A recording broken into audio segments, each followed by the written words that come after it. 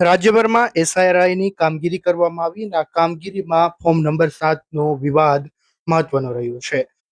આ વિવાદ છેક છેવાડાના ગામ અને તાલુકા સુધી પહોંચ્યો અને આ વિવાદ રાજુલામાં પણ પહોંચ્યો અને રાજુલા શહેરમાં 1800 જેટલા લોકો વિરુદ્ધ વાંધા રજૂ કરવામાં આવ્યા.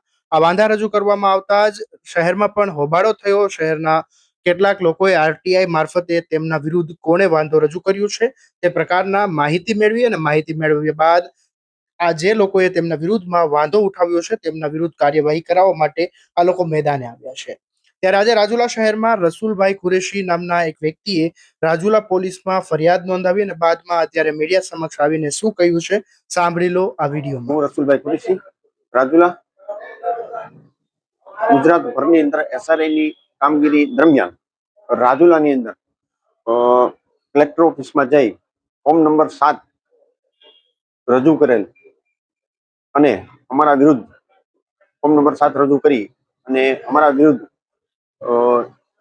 આવી છે કે આ લોકો અહીંયાના મતદાર નથી એવું 7 નંબરનું ફોર્મ રજૂ કરી અને એક ભારતના નાગરિક ન હોય એવું કહી ફોર્મ નંબર 7 રજૂ કરેલ. તેના વિરુદ્ધમાં હું રસુલભાઈ કુરેશી અને મારા સાથી મિત્ર નઝીરભાઈ દલ બંને મળી અને આરટીઆઈ કરતા અમને ફોર્મ નંબર 7ની નકલ મળી. તે સાથે